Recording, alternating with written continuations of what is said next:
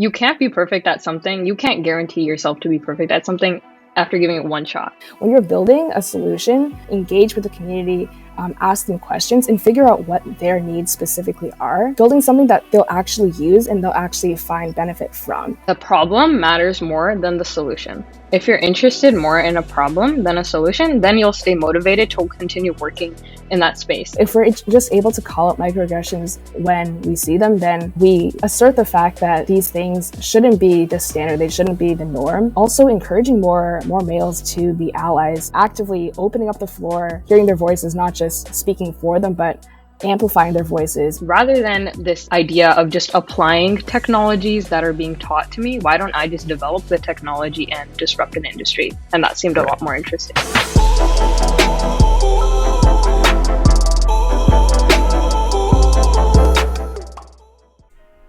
Welcome to the Generation Hustle Podcast, a show that explores the world of business, entrepreneurship, and culture, all centered around the millennial.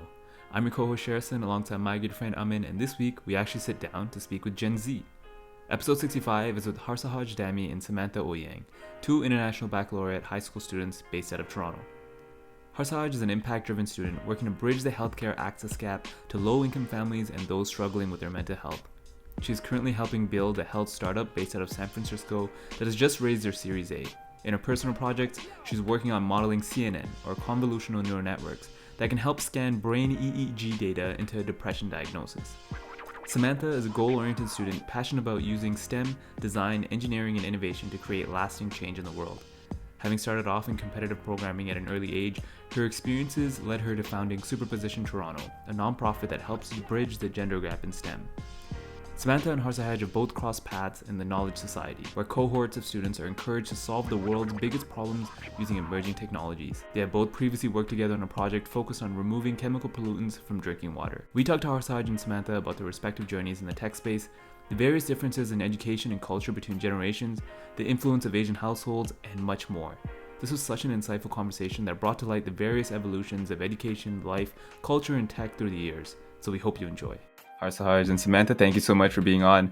We were introduced to you through the DMZ, but we wanted to hear your story and just kind of understand your journey thus far. So thank you to both, and it's nice to meet you both. We'll start off with Harsehaj. I just want to understand kind of your story, your journey up until now, whether it's schooling and the projects that you're working on. If you can give us a little bit of an elevator pitch about yourself. Yeah, of course. So as most kids my age, I started off like in the schooling system, still am in the schooling system. And it was always kind of just a competition over grades and seeing who would rank the highest, So it was kind of just this environment of competition, and I just was groomed into that. So I just always felt like I had to be the best and be the top. But this also helped me like build resilience with others.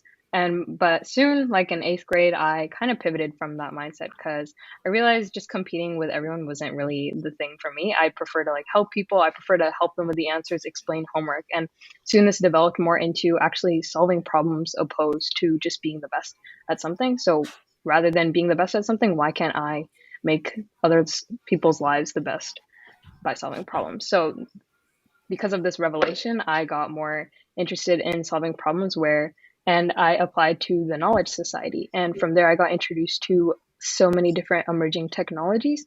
And that kind of was the pivotal moment in my life where I realized just following a conventional path isn't all I can do in life. I can take my own path rather than steps that were already laid out for me. So from there, I got really interested in human longevity. And I did a bunch of research experiment with lots of technology there. And I also got my first internship over the summer at an American company, BioViva Incorporation. And that was a really interesting experience, like as a young person, being able to do like a buzzword called internships that I thought was like only for like college kids, So that was like really interesting. And I did a bunch of hackathons, DMZ hackathon. Winning it was definitely an adrenaline boost. And right now, status quo currently.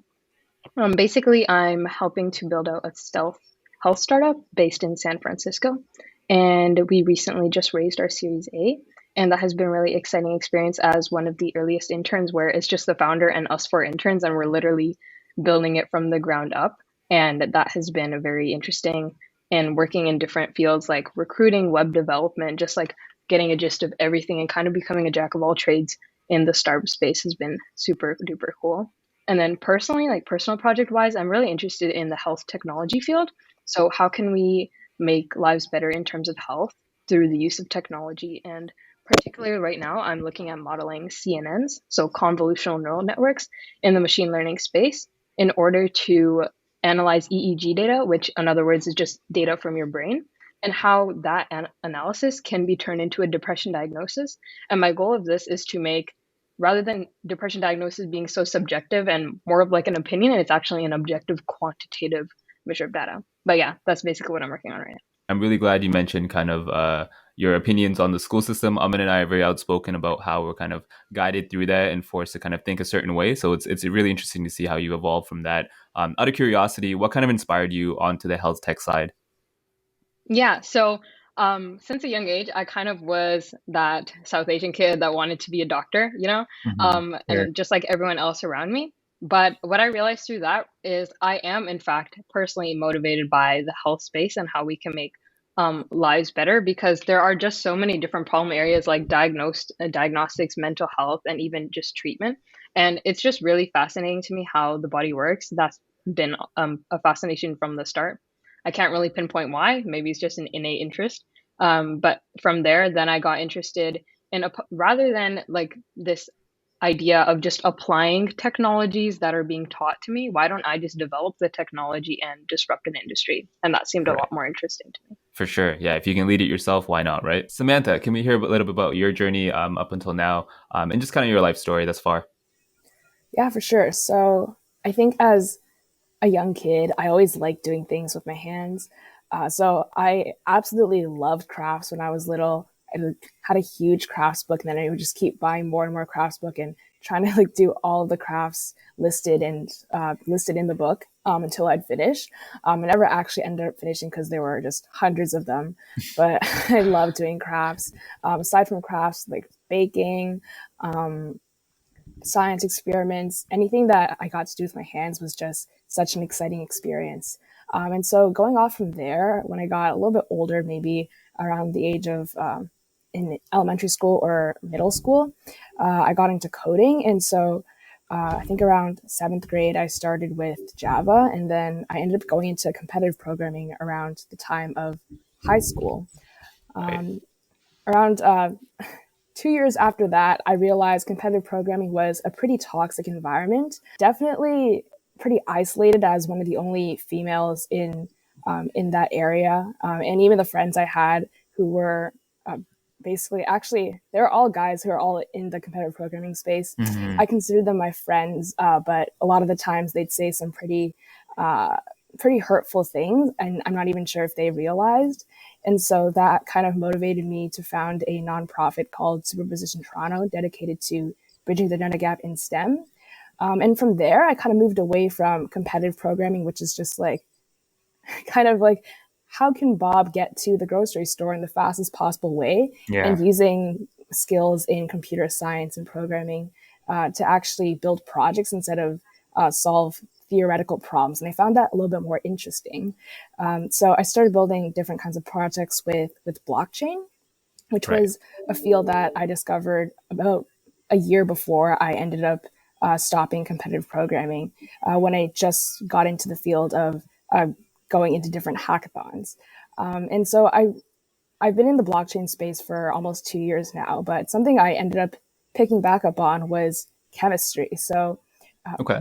picking up back from my, I guess, interest in science experiments when I was a kid, I loved doing making like oobleck. I remember making slime was a huge thing a couple years ago, and I was Hmm. obsessed with that when all the chemistry with that as well.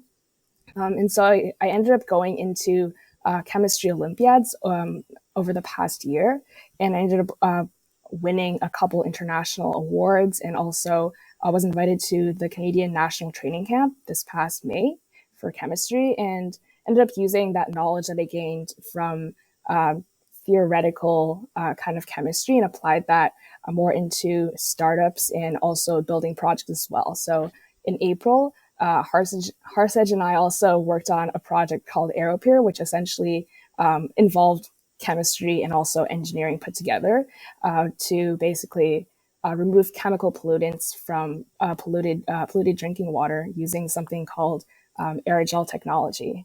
And so, yeah, that's basically what I've been working on up till this point. And right now, I'm just mostly diving back into the blockchain space. I'm actually heading off to ETH Denver in less than a week. Wow. So that'll be really fun. And I'm also currently trying to look for more spaces in which I can bridge the two fields of blockchain and also empowering women in STEM, and also blockchain in the field of IoT. And so in that way, we can bring blockchain more into the real physical world. Yeah, and I think it's pretty impressive to see both of you at such a young age being so involved in kind of building your careers. Like I kind of take this back to when me and Sheriston were both in high school. I can definitely guarantee you we were not working on any of these projects or thinking about any of this stuff. So we were just your typical average high schooler. Again, generations have changed, and I think high schoolers today are much more motivated in terms of the ecosystems that have been built around. When we were kind of younger, social media was just at its kind of like initial onset of growth. Like we had flip phones to kind of age us a little bit, if you guys want to know. But one thing I'd love to understand, I guess we'll go with Harsehaj first.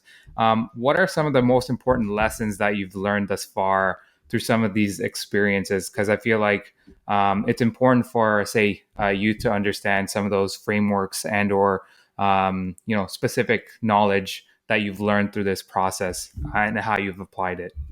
Hmm. So for sure, I think first of all, it's always a learning process. Like you won't ever stop learning more lessons. But one thing I recently just realized, even though it's pretty obvious, it's that you can't be perfect at something. You can't guarantee yourself to be perfect at something after giving it one shot, right? So this realization, I only came to it maybe like 2 weeks ago, 3 weeks ago.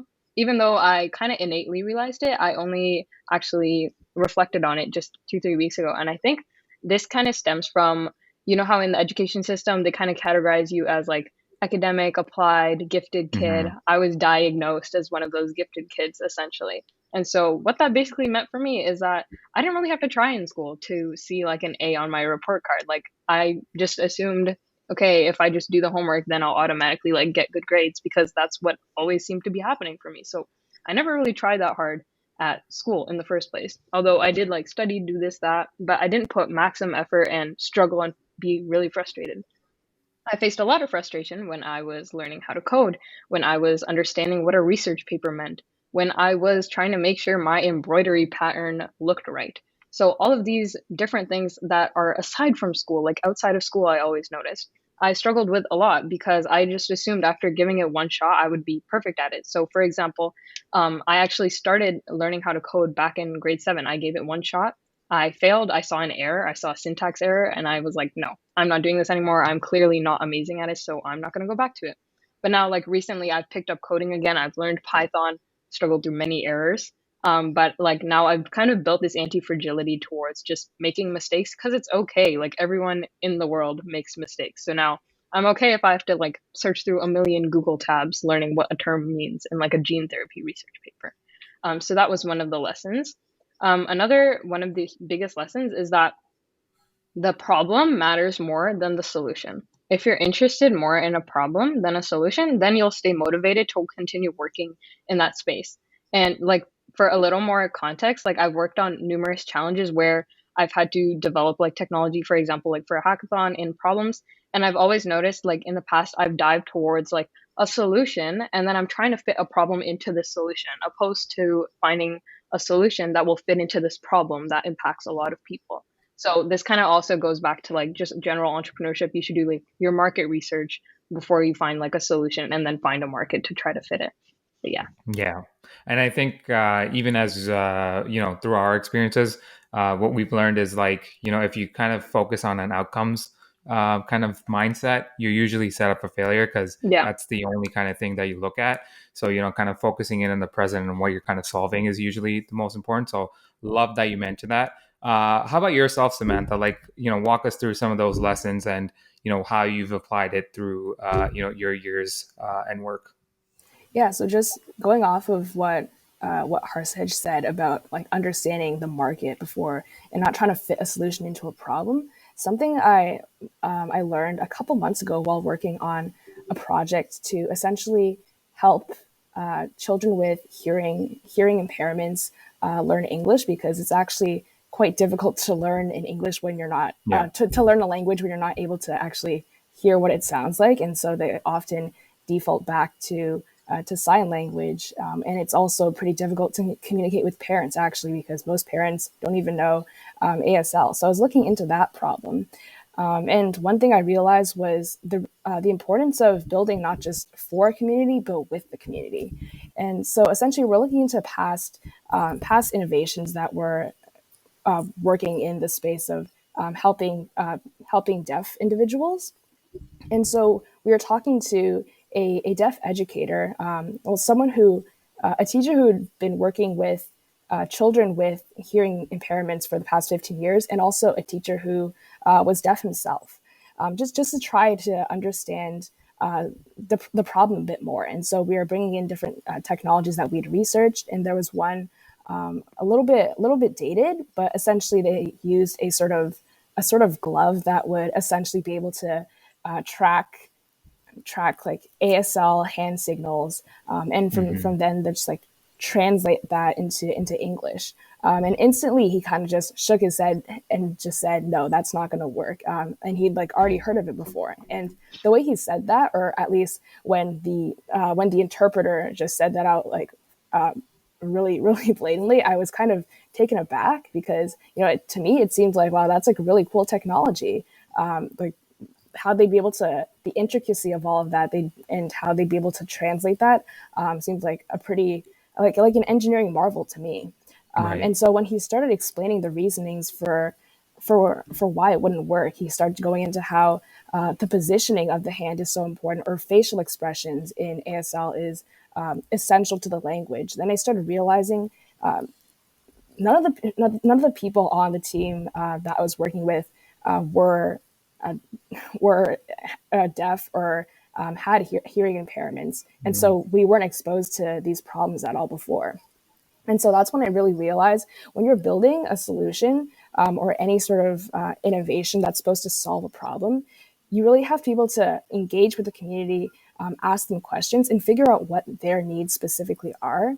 And so with that, you're not just building for them, building something that you think will help them, but building something that they'll actually use and they'll actually find benefit from.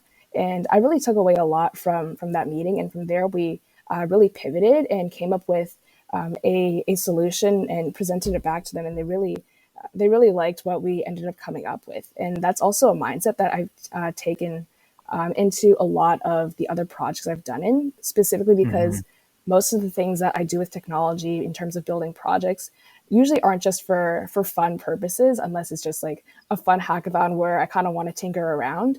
But usually for a purpose of solving a global issue, or something in terms of the space of social impact. And so that's especially why I think it was a really big lesson for me to learn. Yeah, no, I think it's honestly super impressive that the fact that you guys are so young and starting to realize those pattern recognitions of how to make something, successful. And I love how you're focusing on the basics. And then usually, we've talked to so many entrepreneurs in other fields. A lot of them messed up very early on just because they don't either do the research properly or kind of go back to those basics, like doing their research, doing the kind of fundamental activities you need to understand if you have value in what you're building. One thing I'd like to understand, maybe just before we get into the next question here, is what is the influence of maybe being raised in, say, an Asian household? Because all of us here are Asian.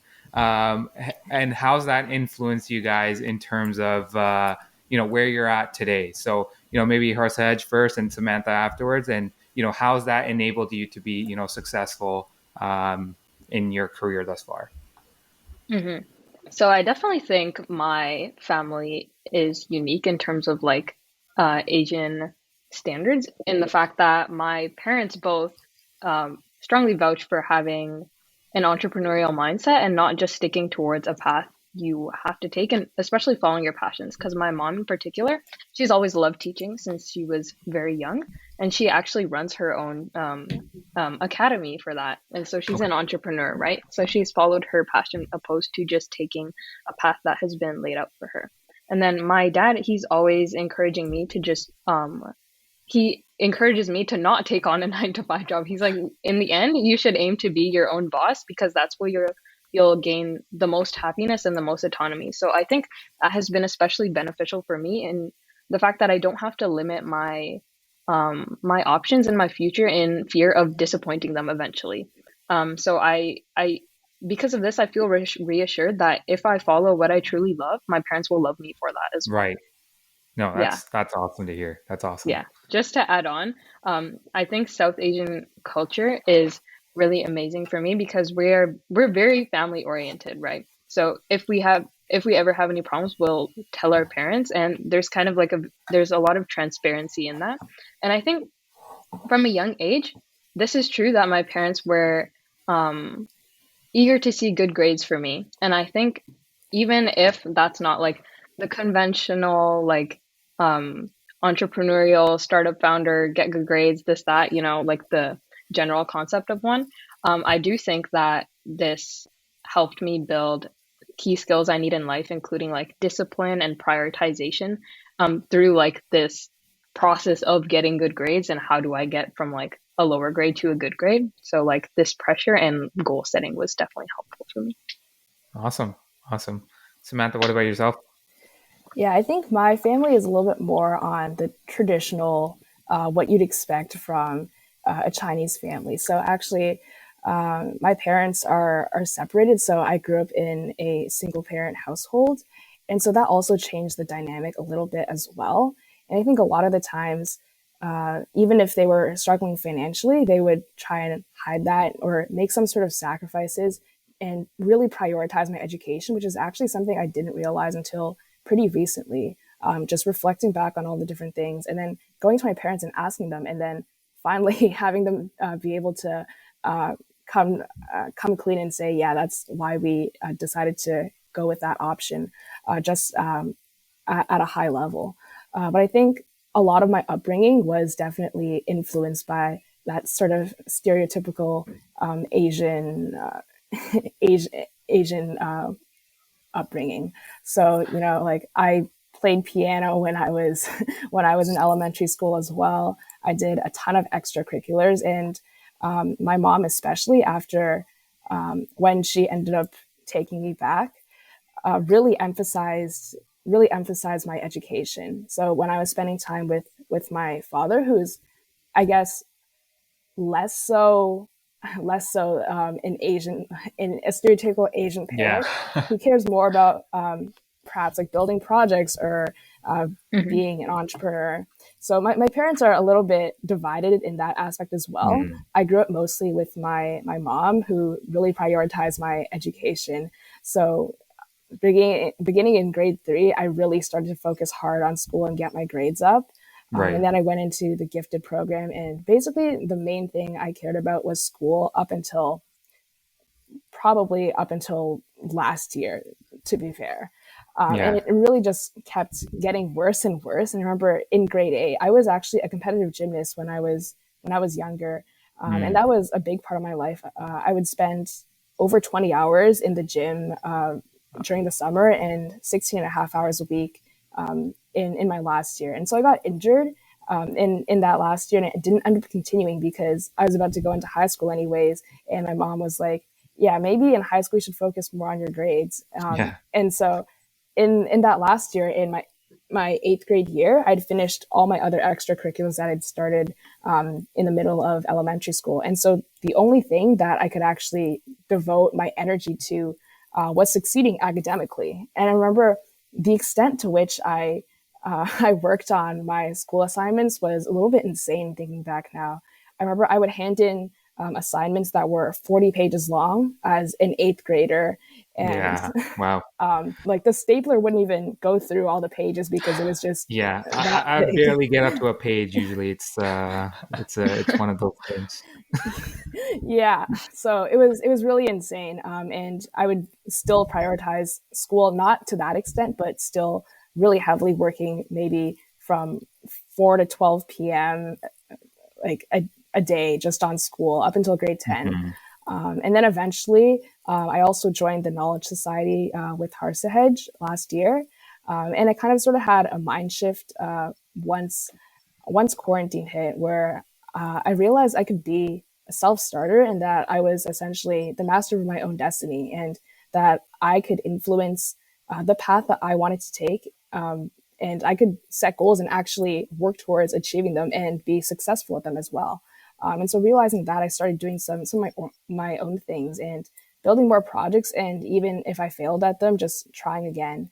And Right. so that's when I really started switching more into entrepreneurship, and even just trying to get my mom on board with it. My dad was more so okay with it, but my mom really, it took a lot of convincing. Even 6 months into the Knowledge Society, she was still very skeptical about everything I was doing. But eventually, things started compounding, and she started seeing that I was really enjoying what I was doing. And I guess she doesn't say, obviously, because it's not really an Asian thing to Yeah. say that, but I can tell that she is definitely proud of how much I've grown in the past year. Yeah, no, I think that's awesome. Both of your stories kind of resonate with us as well. And I think the common trait that is coming out of here is like through those experiences, you guys have developed discipline, resilience, and a habit towards experimentation, which I think is going to lead you to success in the future. Trust me, and again, I want to say this again: when we were high schoolers, we did none of this stuff.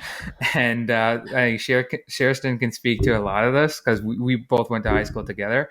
So, Harsehaj, I actually want to ask you about this in terms of like the school ecosystem. What do you think can encourage and develop more entrepreneurs? I wouldn't say entrepreneurs, but just like what kind of systems and or programs can be in place that would encourage this kind of mindset, because I feel like a lot of students get in the same pathway of, and it's not wrong, but that same steady pathway and that just competition between each other kind of thing versus, the path that you guys are on, kind of building your own autonomy, experimenting and stuff like that. So what do you think schools need to do in order to encourage innovation and that kind of new mindset for students?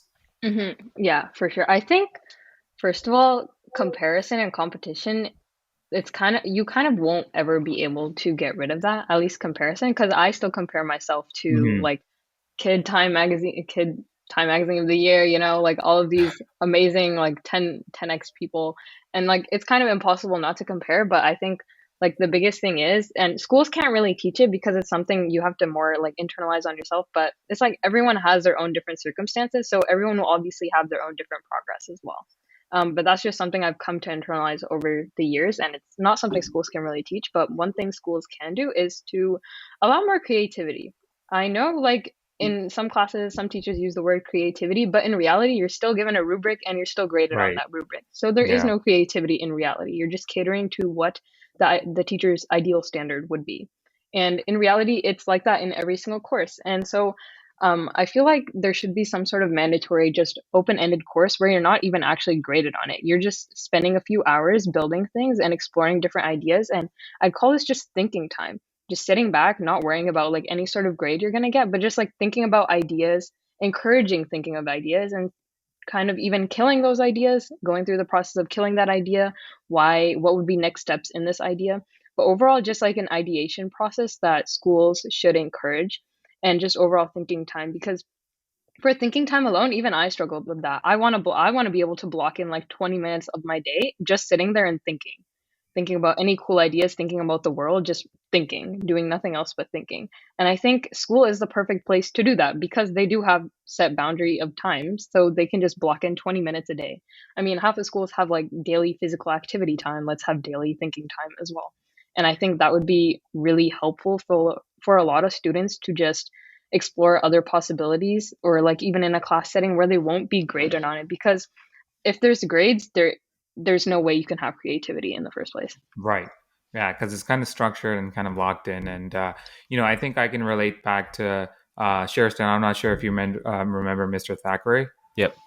Yeah, so he basically, during his classes, he was always diverge away from the course curriculum. And this was economics class. So he'd actually teach us like the actual markets and what was going to happen, what they were, rather than anything related to the course book. So he literally spent like 15 minutes at the start of the class, say, hey, write your notes down, whatever. And then he just go into his own kind of spiel on economics and stuff like that. So I think that allowed us to kind of explore what's actually out there rather than, being siloed off. And again, not thinking or being able to think for ourselves, I guess I should say. So I think that's a very important distinction to make. And I love that you're mentioning that. Another thing I'd love to know, and Samantha, maybe you can help answer this just because you mentioned it early on in the podcast. As women in tech, what are some of the challenges that you've obviously experienced thus far? And, what are some thoughts that you think can make a more inclusive environment for women to succeed? Yeah, so this has definitely affected me quite a bit, especially in grade 9 and 10 when I first went into high school. Not so much when I was in elementary school, because I don't think I was too involved in it by then. But going into high school, I kind of expected that there'd be so many different opportunities and I'd finally be able to pursue what I wanted to. So whether that be going into robotics club or computer programming club, there's just so many more opportunities that are available at a high school. And I really wanted to be able to leverage that. But I kind of became disillusioned when I kind of found out the community that I was in. So just first of all, the computer science class I was in, I was taking a grade 11 computer science class in my first semester of 9th grade. And I was not only like one of the 3 grade 9 students in that class, so I already didn't know anyone, but the only other 2 people that were the other 2 grade 9s were both male. And, we sat together at lunch because we actually were sectioned off from the other students, the other grade 9 students, because of the fact that we'd chosen to take a grade 11 class. Right. And that was a little bit tough for me just socially, but also any times it came into perhaps arguments with them, I'd be forced to sit with them. Otherwise, I'd have to pretend that everything was okay, when there are obviously times when I didn't feel too great about something that they'd said before, but I didn't want to put something weird into the friendship or try and ruin a relationship. And a lot of the times that really affected me, because I felt like I had to hide behind something when I was in school. And a lot of the times they said some really hurtful things. A lot of the times they would take subtle jabs at my coding skills, just as like it could come off as something that like a friend would do, but also it could be hurtful in a different context. A lot of the times they would discredit some of my achievements by saying, "Oh, you're like placed into the girls category, so that's why it was easier to win an award." And a lot of the times they would doubt my capabilities as well. And I remember a specific time.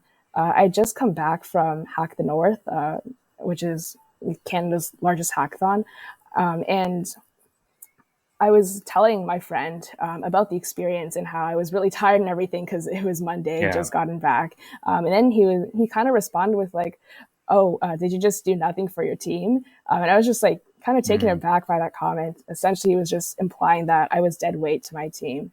That was just one instance where it kind of just came off so blatantly, and it almost seemed as if he wasn't really thinking about the impact of his words at all. So I took a lot of that to heart, and it only got worse in grade 10 when it wasn't just 2 other people, but it was 4 other people who were all guys. And the friends that joined in that year were even more harsh with their words.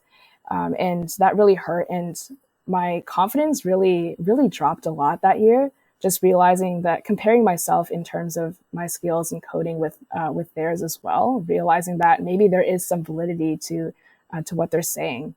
And I really took a lot of months to just reflect and figure out what my priorities were, and to get back on track. But I think in terms of creating a more inclusive environment for females to succeed, one of the biggest things is simply just calling out microaggressions when you see them. And for me, I didn't call them out, as I said before, because I didn't want to like seem as if I was overreacting, or I don't want to cause a fuss or ruin a relationship or anything like that, because maybe it was just something that someone said. I could brush it off. I could get over it. And I just kept telling myself that I can get over this, but then it eventually started piling up. And so if we're just able to call out microaggressions when we see them, then we essentially assert the fact that these things shouldn't be the standard. They shouldn't be the norm, and that we should really start to change the narrative around women being in STEM, and also encouraging more males to be allies, and not just being like, I am a supporter of women in STEM, but active allies, actively opening up the floor to females in a discussion group to hear their voices. And in terms of hearing their voices, not just speaking for them, but amplifying their voices and giving them the chance to speak themselves. And that's just one thing that is a really small action, but can really mean a lot. Yeah, no, I think that's really important to kind of note, is that, as, males ourselves, and for me, I've worked in tech for about 5 years now as well. And you see this constant kind of tech bro vibe that you kind of get. And I think it is toxic. And, I've seen a lot of turnover for specific roles related to women within, say, the STEM fields, just because they don't feel comfortable. And it's usually one women coder, and you have like 10 guys as the rest of the team. And I think, I think people are starting to realize that in a lot more companies, and, developing a lot more practices to enable and strengthen that kind of area of weakness. And so I think you're spot on. And, hopefully the whole tech bro scene kind of dies out slowly, but, it's a work in progress. And I definitely, kudos to you for, calling this out, and obviously making those realizations. I think that's also very powerful on your end. Yeah, for sure. And it's interesting to hear kind of the different perspectives of culture, whether that's, South Asian culture or through culture of gender, right? But one thing what we want to understand is also the psychological side of generational differences. So obviously we have a generational gap here. We're millennials. You would be part of the Gen Z. And so what we want to understand, maybe we can start with Samantha here, is do you feel like there is a greater sense of having to succeed among your generation? Because right now, obviously, with the tech boom, there's a lot of stories of, say, unicorns, like tech unicorns of founders who are much younger, just through coding and kind of the access that that gives. And that can definitely kind of provide a sense of competition, comparison, self-improvement, or, lack thereof. And so just on that topic there, can you speak to that, kind of the mental aspect of that within your generation? Yeah, I definitely think there is a greater sense to succeed, at least in more so the developed world, especially.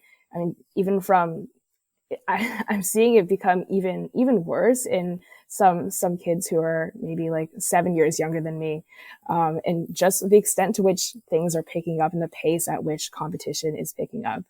And I know, like, in terms of comparison, I remember a couple years ago, I would look on LinkedIn and see all these different cool people and all the cool stuff that they were doing. And I remember just thinking, wow, I wish I could be these people. And just being so exposed to everyone's accomplishments and having different platforms to see them. That's one way that we're able to be exposed to success, but also compare ourselves even more. Yeah. In terms of just seeing how rapidly that this idea of success in comparison in competition is picking up. I remember like a specific case is, how I was accepted into the gifted program in 4th grade. And that was like, back then, it was like sort of like a natural process, kind of like Harsehaj described, like a diagnosis almost. You complete a test, and then if you get in, if you get in, if you don't get in, like, oh well, it doesn't really mean anything. And you're just placed in a program, and they tell you that, oh, it just means you think differently. It doesn't mean that you're intellectually like smart or anything. But now, or I've spoken to some of my friends who have younger siblings, and they're talking about how people now take classes to try and get into the gifted program, and that really shocked me because I thought it was like an innate thing, and people actually study to try and get into a test that you're not really supposed to study for. And yeah, that was definitely a big shocker at how fast that competition is picking up, and also even just realizing the age at which people are starting things now. Or I think in our schools, it's almost a standard to be 2 years ahead in math. And if you're not 2 years ahead in math, then you're probably behind in math. And that was the case for me, actually. Being a Chinese kid, I was actually considered behind in math. So most kids would learn their multiplication tables in first grade. And we didn't learn multiplication in the Ontario curriculum until third grade, but the times tables are actually never taught. They teach you some different methods that are a little bit strange rather than memorization to go about it. Yeah. And I didn't actually learn my times tables until fifth grade. And when I was I was learning abacus at that time, and my teacher was in absolute shock that I'd still not learned the times tables by the age of 10. And just comparing myself to my other friends who were around the same level of, I guess, like in terms of an academic level, they had been in math classes since first grade. And so there was like a big divide there. And I was one of the only, I guess, Asian kids who hadn't taken a math class in elementary school. And so I was seen as behind in school. Yeah, for sure. And even I remember from my childhood, I would connect with kind of relatives from overseas, and we would talk about that kind of difference in like understanding. Hey, I have younger cousins across Asia who are way ahead of me in their studies, and it just didn't make sense. So it's really interesting that you pointed that out. Harsehaj, could you speak to this as well in terms of the greater sense of success amongst your generation and kind of like how that affects you? Yeah, for sure. I feel like especially with these communities like the Knowledge Society becoming bigger and bigger, crazy ideas are being generated like by the minute, and they're making really, really cool progress. And I feel that especially when it's broadcasted on like LinkedIn or Twitter, everyone gets influenced by that, and they kind of just follow this pattern of mimicry opposed to finding what actually makes them passionate. And I feel like we're just almost falling into the same loop as school again, because we're just continuing to not follow what we're doing, but just following what other people's are doing in hopes of like reaching success. And I feel like the whole point of entrepreneurship in the first place is to find something you're really interested in. And if we're just doing entrepreneurship for the sake of finding success, that's never going to work out, and you're set up for failure in that sense. But I feel like what I've noticed is that even if you are in a position, when you are in a position of like many opportunities and gaining some sort of success at some point, it's important not to gatekeep this. It's important to share it with other people and know that no one else is going to steal your success. If anything, you'll become even more successful while helping someone else become successful along the way. And like something I've been trying to do in this area to help others is like I write a personal newsletter, and on there I talk about all my failures for the month, all the lessons I've learned through this month, how I've been keeping in check with my mental health, and also just any cool opportunities I've stumbled upon, like job fairs or webinar events or even potential internships, because it's important to help others and give them a platform and a network of opportunities because like I have a huge network of opportunities where I'm able to just open a Slack channel and I'll scroll through like a million different opportunities, and I realize that not everyone has those. And I even have like a whole class of sixth graders signed up to my newsletter, and they just read this stuff, and I feel like that's really valuable for them. Like as a sixth grader, if you're just like learning through my mistakes, and if you're even able to get like one small insight for that, that makes me really happy. And when I see like replies from them, it makes me really happy as well. But yeah, I even like rebranded, and it's called like Harsehaj's headquarters, a very cheesy name, but I essentially just write it every month, and I always keep adding content to help other people for that. That's incredible, especially with the sixth graders. Like to be able to shape the minds of someone that young as well. Like you're setting them up for success from something that they wouldn't see otherwise, right? One thing that you both have kind of touched on in this topic is the use of social media, whether that's putting out your successes, failures, not so much, I would say, but just it creates that sense of comparison as well. Harsehaj, I'll stick with you here first.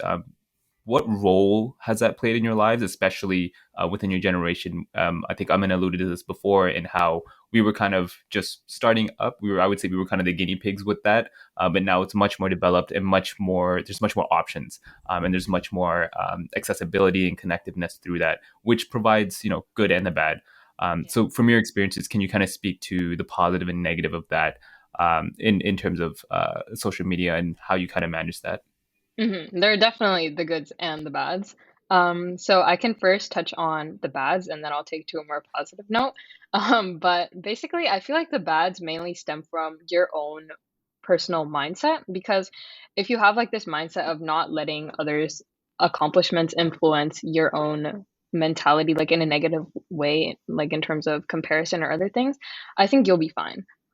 Because for me, like once I catch myself scrolling through LinkedIn for 5 minutes and thinking, maybe I should apply to this because they applied to it and they're like doing really cool in this scholarship. So maybe I should apply. Like as soon as I start thinking going into the spiral, I'll just turn off LinkedIn and I'll get off of that because I can see myself going down this rabbit hole that LinkedIn wants me to go down. So I just keep scrolling and clicking on links everywhere.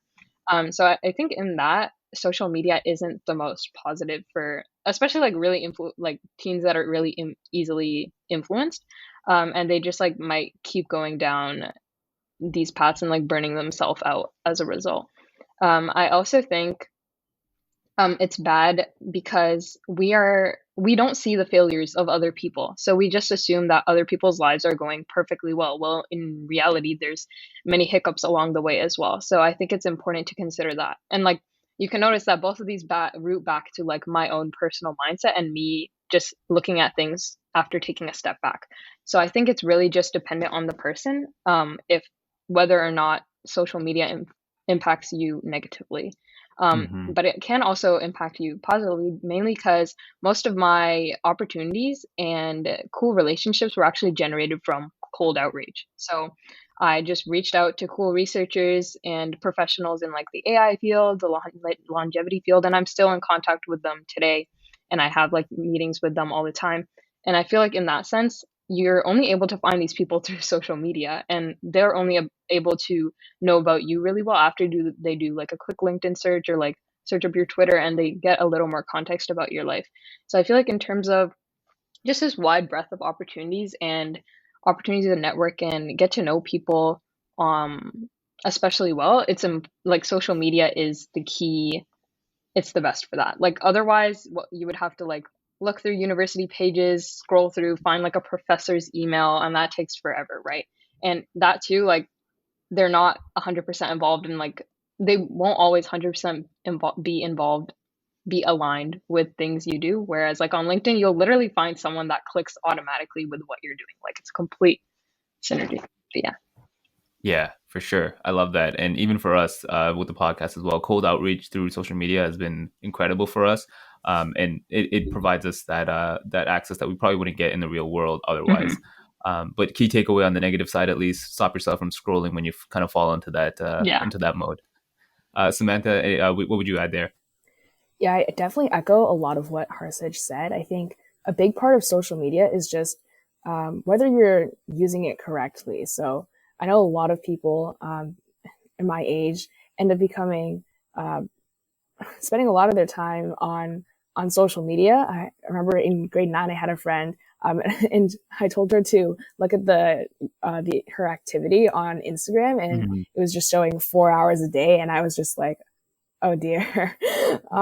Especially like the way that Instagram is designed, or just social media in general, they're made for you to scroll and then it automatically just goes to the next one for you. And so you just end up wasting so much time without even realizing it. So I know there are different strategies to overcome that. Some people go from social media detoxes. Some people even just set restrictions. Some people turn their phone screens to black and white so that they don't get, I guess, stimulated by the vibrant colors of Instagram. But I definitely echo the idea of a lot of opportunities coming from social media. So in terms of Instagram, at least, I was actually, I guess, in terms of my classmates and everything, pretty slow to get onto social media. I was using Skype for the longest time Oh wow. up until ninth grade, and most people these days, I think, especially now, they get Instagram before they're 13, which is the age you're supposed to be, at least when you get Instagram. So I was actually well past 14 when I got Instagram, so I was definitely late to the game. And then I realized that there are so many opportunities that are broadcasted on Instagram, and I had no clue about any of these. And I think I was pretty sheltered in elementary school, just like being in Catholic school, and also just like the people that I was with. I had no clue that these opportunities were even a thing. I thought like the only opportunities that existed in high school were volunteering at your local community center. I had no clue that there were nonprofits that I could join, that I could even start my own nonprofit even. So that was a big realization for me, and seeing the different communities, especially on Instagram as well, people interested in the environment, people interested in education. You can just follow these pages and learn more. And so that was one thing that really stood out to me, the fact that Instagram isn't something like, I avoided it for so long because I didn't want to get addicted, because at that time I was really really focused on school, and I did not want anything to detract from it. So I stayed away from it until I realized Instagram was actually really transformative for me in terms of finding opportunities. And of course, I think there are some forms of social media that are better than others. Like, for example, I'd say Instagram might be more beneficial than Snapchat, for example, with like Snapchat having like streaks, which is kind of like an incentive for you to stay on social media. So in that sense, there are the goods and the bads. With LinkedIn as well, every form of social media has its own purpose, and there are different ways to use it. But the main thing is just making sure that you're using it correctly and using it for your own personal growth. For sure. Yeah. And that time of usage or usage time feature that Instagram rolled out was one of the best things that I've been grateful for, because even on my off days, I'll see the hours pile up and I'm like, this needs to change. This is not okay. So that was great for me. But yeah, and to your point on that as well, I'm seeing the concept of social media detoxes become more and more common, whatever that means to you, whether you're just taking like a few days off or a few months off, or just, completely leaving sites altogether. So definitely really different and diverse ways to get out of that kind of mood and zone. But I want to kind of shift perspectives here. Both of you are also in a really good position or at a good time in your lives right now, where I would speak to from Amin and my perspectives back in the day. We reached a point where I think, especially culturally as well, we were pushed towards certain avenues, whether that's university, college, or just the work field, right? Just that age point is where you start having those discussions. And so one thing that we've noticed right now, and Amin's talked about this as well, and I've mentioned it earlier as well, is kind of our perspective on school. There's definitely been more increased competition to get into different programs, higher programs, however you want to define that. What are your thoughts on this in terms of that increased competition and kind of how that's kind of created an atmosphere of a business-like approach, right? I think programs have become more expensive. The financial investment is much larger than what you would expect. And the ROI is not always, I would say, not always warranted. So just from both of your perspectives here, we'll start with Harsehaj. What are your thoughts on that and kind of how expensive school has become and increased competition? Yeah, so I definitely think, well, there's obviously an increased competition, and I also think that's a good thing, mainly because we're making a shift towards everyone getting that post-secondary education where they'll be able to guarantee themselves a job. And while maybe might not be like a job they're 100% passionate about, but they'll be able to start like a good foundation for their lives as well. So I definitely think that's good. But what I don't like, which is an aspect of the competition, is like this push towards almost creating a victim story for yourself, like needing to create a victim story for yourself in a personal statement in order to get colleges to accept you. Like, I need to make it seem like my life was a terrible journey so I can get into college. And I feel like that's so terrible because we shouldn't have to have lived a really, really hard life to get into a good college or a good university. And it's amazing, like if you toughed it out and got to this point, that's really great on you. But everyone shouldn't feel the need to pinpoint like different parts of their lives and make it into a big story, um, just to get an admission. And I also think like part of the reason why the rich get richer and the poor get poorer is because of expenses in post-secondary education. Right. Because education is like the one thing that will help you generate money unless you inherit it, right? And so if um, someone can't afford to get that education in the first place, they're going to be stuck in the same spot that they are for the most part.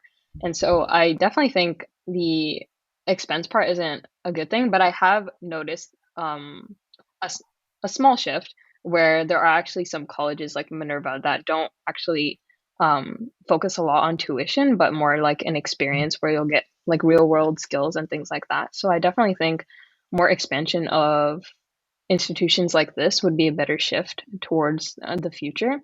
It also makes me wonder um, the shift towards like even more education afterwards, because I can even notice now like even a bachelor's isn't enough to get like a really great job at this point. Right, right. That's been a topic of concern amongst a lot of circles, especially in the tech world. I think Yeah. Elon pushes that a lot, even with his kids, where he talks about they don't go to school or like regular school; they just have homeschooling, or like he teaches them. Hmm. But yeah, to that point, Samantha, would you add anything there? Yeah, I definitely think in terms of the aspect of competition and getting into a good program, there's been a whole lot of that, especially going to one of the top rated high schools in Ontario. Definitely experienced a lot of that competition. And especially being a senior myself, I just went through the process of university applications, and it was probably one of the worst things I've had to go through. Just to be completely transparent, the amount of essays you have to write and the amount of time you're devoting just to creating your own personal statement and figuring out like almost your entire life up until this point was just really insane. And trying to compact that into a couple hundred words and basically painting yourself into this sort of brand is just really taxing. And I spent so many hours just writing away at my computer. I actually, my finger actually got injured from how much I was typing this year, just because with school and everything, the only thing I've been doing is just writing essays, whether it be for English or history. And in terms of competition, I've noticed throughout high school, and some people that I'm connected to in San Francisco have like even echoed the same thing, that even your best friends could be hiding opportunities from you because they think that you're a competitive threat. So in terms of getting into an getting selected for an opportunity, they might just not tell you about it because then that would decrease their chances of getting in. And there's also like even a mindset of, oh, if someone already got into this school from my high school, then there's no way I'm going to get in, which isn't really a metric that they look at. And something I've even noticed in more so American schools, from talking to some people I know, is that there's like college consulting now, and not just like in your last year of high school, but actually like from the beginning or even before high school. And essentially, what they do is like try and create a brand for you, starting with like figuring out your interests in ninth grade and just ensuring that you're continuing those extracurriculars throughout high school, and then adding some extracurriculars to give you a what they call like a spike, or just to make you more well-rounded. And so they're basically crafting out an academic and extracurricular pathway so that you can by the time you apply for university have a brand to go with. And I think that in itself was kind of crazy, just thinking about the fact that they're setting themselves up from even before high school just to get into university through specifically the extracurriculars that they choose, and getting help to do that for a specific school as well. Yeah, and that can be exhausting too, just from that age point as well. Like it almost forces you to grow up faster. Yeah, Sherston, what was like the average grade point for like I went to Laurier's and did my BBA program. I think when my year was like 86, and then my brother's, he's 8 years younger than me, and it was like 90 plus. I'm like, wow, okay, that's changed. And I know a few friends who went to the UW's engineering program. It used to be 90 then, but now it's like you need basically a perfect grade to get in, kind of thing.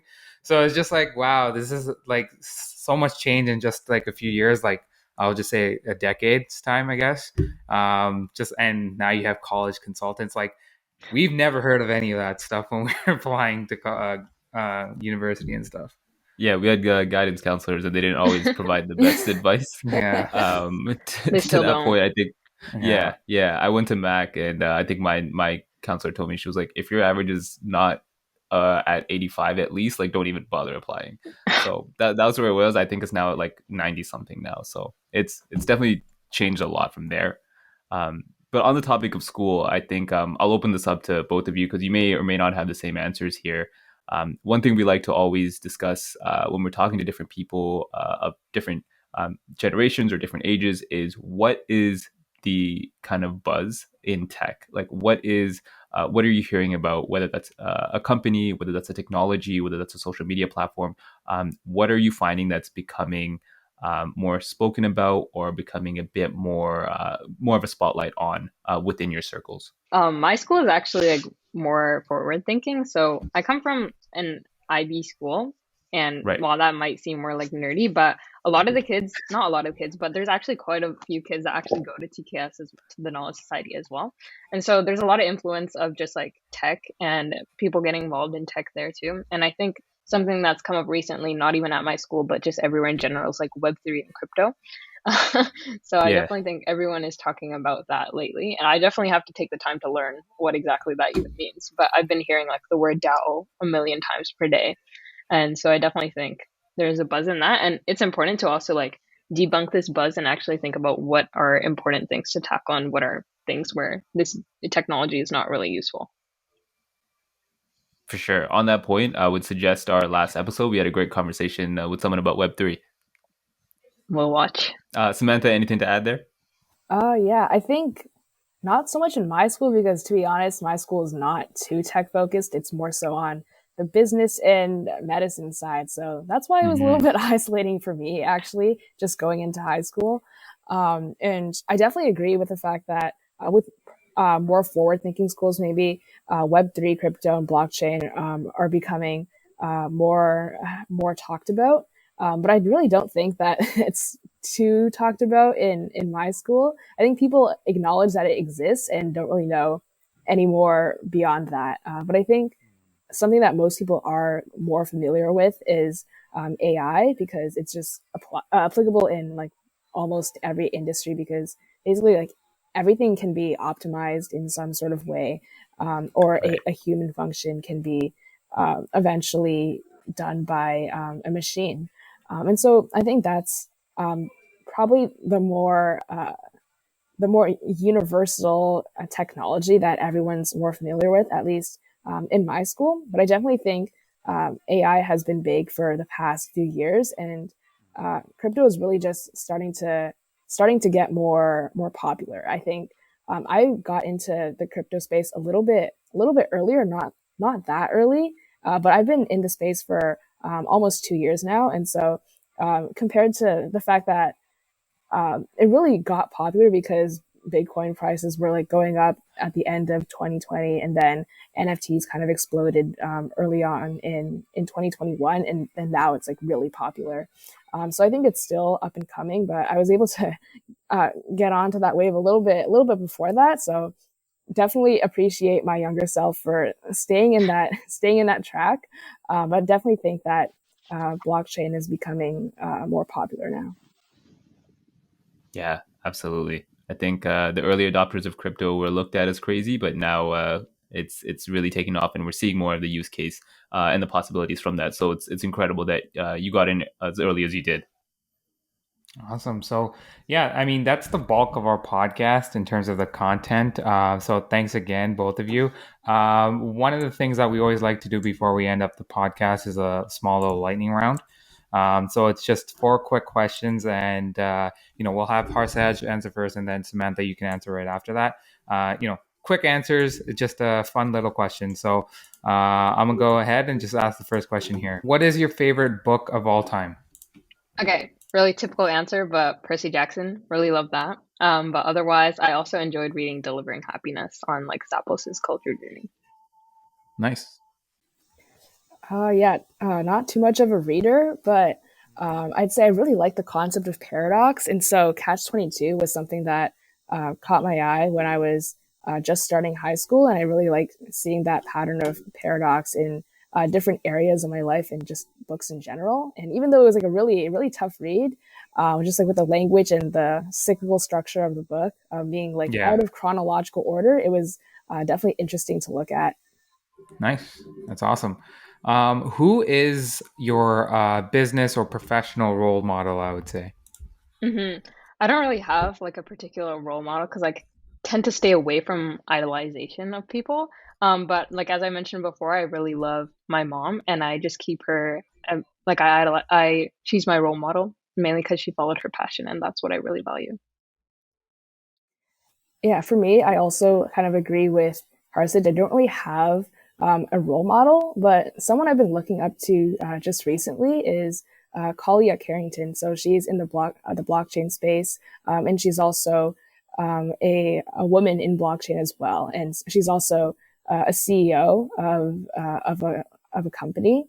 And I think just hearing about her story, I was on a panel with her a couple weeks ago in terms of speaking about my work in the blockchain space and also being a woman in blockchain. Just hearing her story and how she got into this space was really inspiring. That's awesome. That's sweet. Um, Company you would want to work for? Okay. Well, I guess you guys are entrepreneurs, but let's just give it the hypothetical situation. So obviously there's like three, so start my own. Duh.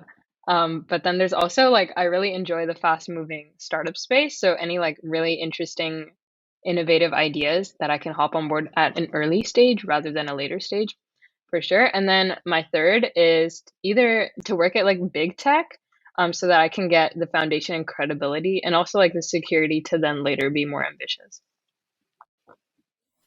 Yeah, for me as well. I'd first of all work for my own company because love that autonomy.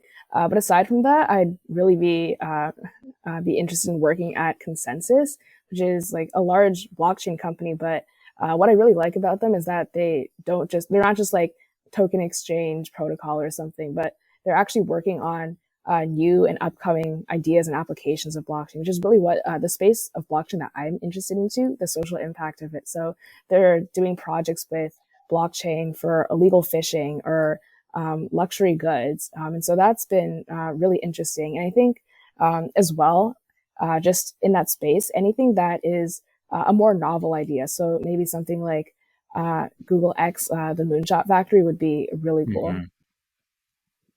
No, that's awesome. I think Moonshots obviously provided a lot of value to a lot of growing companies. So that's awesome.